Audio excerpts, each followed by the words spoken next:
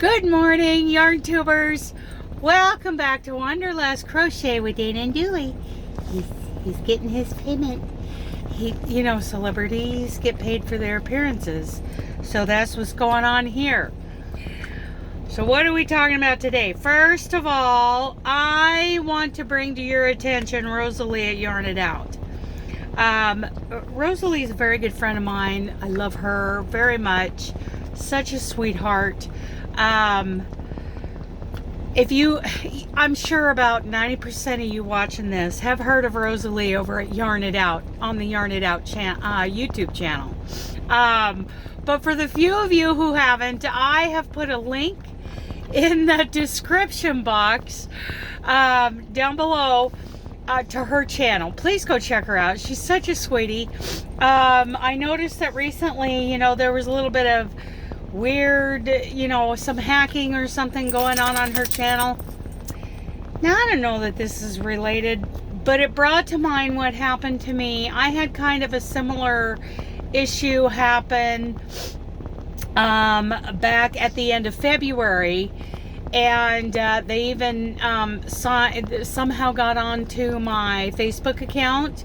Now, with Facebook, there is a way that you can see where somebody logged in from, and this was it was south of LA, almost to the San Diego area. I can't remember the name of the place for some reason, and I have no proof that these two things are connected, but if they are, then it's someone in the crochet community. May or may not be true. Total conspiracy theory, with no real facts to back that up. So anyway, I just wanted to mention my friend. For those of you who haven't, gotten to know Rosalie over at Yarn It Out, please do. Please check out her channel. Now this morning, my dog now has his head on the project I was going to show you. Let's talk about the Scorched Earth Challenge. So I'm starting over. And, it's all up to you whether you want to start over with me or not. But 2022, I've got a list of projects. And this is my declaration. I failed miserably at this last year. And there's kind of an excuse, but mostly no excuse. I have a list of projects. I have a pile of, whips, works in progress that need to be done this year. And I'm going to give you that list. Aunt Martha's blanket, my mom's blanket, my cousin Lisa's blanket, my friend Pollyanna's bolero, and her sweet grandson Walter's blanket. 5 things. Plus the projects that my loser friend Laura over at Mad Mimi's Crochet and Farming, the projects that she challenged me to get done. So I think there's 3 more. So that's 8 projects. I am so terrible at completing these projects in a timely manner that I am going to do. This is challenging myself. Scorched Earth. I'm getting my list of projects that are weighing heavily on me because they're not completed. My goal, my challenge to myself is to finish the projects. Scorched Earth, I got that from, there are a lot of communities that do little Scorched Earth challenges. There's some in the gaming world and other, circles that do this. Scorched Earth comes from the idea that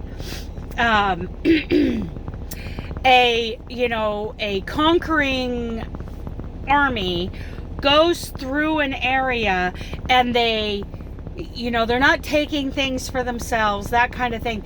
They're completely raising the place. We had a British raising come down from Canada before we were a country where they raised, where they burned. They scorched the earth. They burned everything in their path. They destroyed everything as they made that march from the north down into, you know, the northeast part of what is now our country, which is why there's a certain date where it's very hard to find barns or buildings that were before that date. Scorched earth, brought it down to nothing. I am going to get rid of these projects. Oh, a 9th project. One of the gals that my husband, my late husband went to school with, wants this moose blanket. It's done in a buffalo check plaid with one corner of it is kind of a hood that looks like a moose head. That will be a big challenge for me. So that's 9. I'm sure there are 10. And if I think of a 10th, you know, project that I need to finish this year, I will let you guys know. Now, Aunt Martha's blanket. Excuse me, honey. Somebody's laying on it. Somebody is laying on it, and he's like, "You're not moving me." Okay, so this blanket. Let me show you a little bit of this. Now, this is probably 3 feet tall right now, maybe a little more. Well, it's about a yard.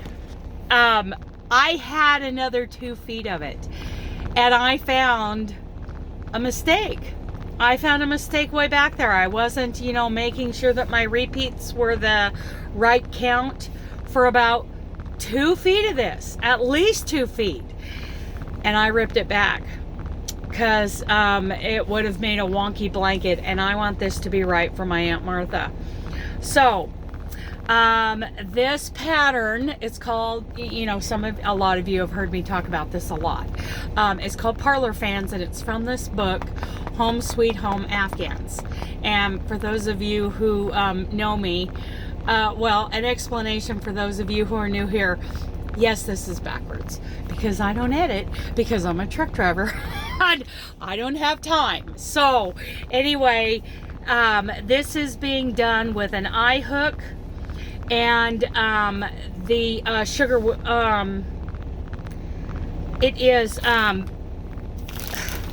this yarn right here, Yarn Bee Sugar Will in the minted macaroon. It's very soft and squishy. It's nice yarn. That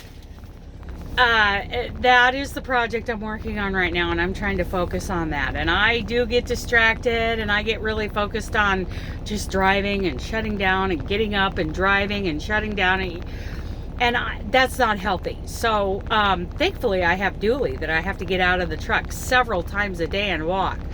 So that's a healthy thing going on. But you know, mentally, part of the things I need to do is crochet at least a repeat on this Parlor Fans blanket of my Aunt Martha's.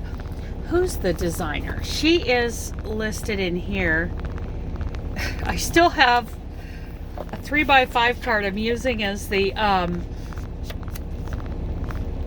that I'm using as the bookmark that says Derek the Knitwit on it, and it's in our girl Ryan's down in Bakersfield, our girl Ryan's handwriting. Okay, so who is the designer on this? I think it's listed in the back. There are some beautiful blankets. I know I have shown this many times. And again, thank you to Charmed Grammy, our sweetheart Lynette, who, she sent me a copy of this. It was her mom's. And I'm like, you know what? I'm sending that back to you because that is a great book. But I found my own copy on Amazon. So, okay, Parlor Fans. I wanted to... Okay, this is page 81. So, old fashioned. Oh, Parlor Fans, page 80. Okay, so her name was Carol Pryor, C-A-R-O-L-E, Pryor, P-R-I-O-R. She did there are many of the Afghans in this book that are credited to her. Beautiful, beautiful. Kelly, I know you were working on one of these. Tell me about your progress. Are you getting it done? Do we need to do a Scorched Earth challenge? Now, last year, when I started this in March, this was supposed to go from March to March. But I failed so miserably. And,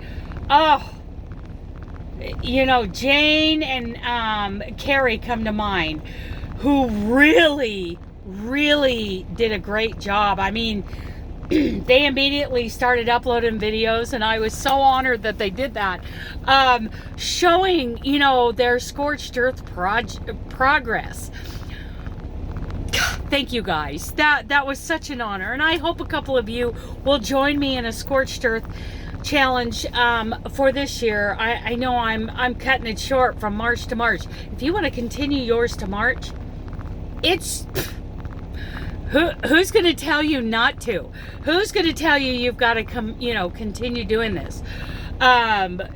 Your Scorched Earth is yours. If you decide to join me in this, you create whatever parameters you want. Mine is going to be 10 total projects done this year. These are big projects, so I need to get on it. I need to be careful not to turn it into a chore, but you know, completing something and giving it to somebody is such a reward, and I need to feel that. I need to feel that. So tell me what you think. Are you interested in doing your own version of a Scorched Earth challenge this year? Are you rejoining me again? Are you continuing with what you were doing from last year? Let me know. Oh, where are we?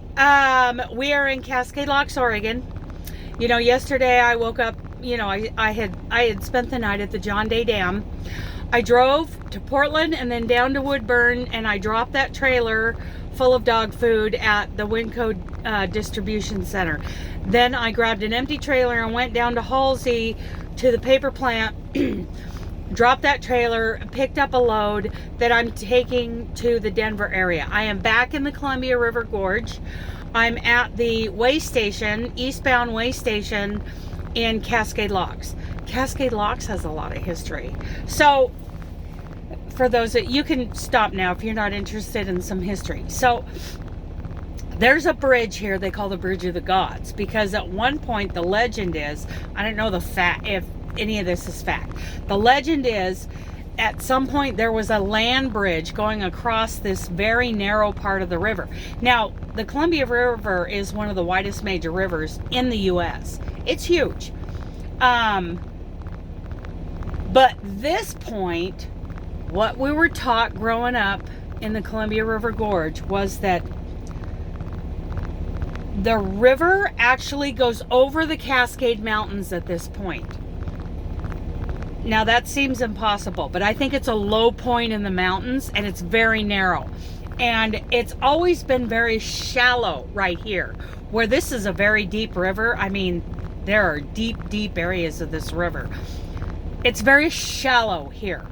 And from what I understand, part of the reason that it's shallow is because it's going over, it's narrowing, it's rushing over. There used to be rapids here. It's rushing kind of over where the Cascade Mountains dip down. Another reason is this land bridge that is said to have existed right here fell at one point. So that makes it even shallower and even more rapids. It's called Cascade Locks because there used to be locks here, you know, for shipping. You go into a lock, like if you're going upriver, you go into a lock and the lock fills with water, and then they open the gate and you go to the next lock, they close the gates, fill it with water so you can go into the next gate where it's a little higher. And that's how they used to get barges and, you know, boats and small ships up through those levels of rapids to get them upriver to where it's deep enough, it's so that, you know, ships and barges can go on. You have locks at dams. There are a lot of dams on this river. So what happens is they come into the lock, close those back gates, fill the lock with water to the level that's behind the dam, and the barges can go on. So anyway, I've gone on long enough. This has been a long video for me. 15 minutes. Woo! That's a lot of data right there. Maybe too much. Okay. So there's a little history about Cascade Locks. I love you guys. Bye.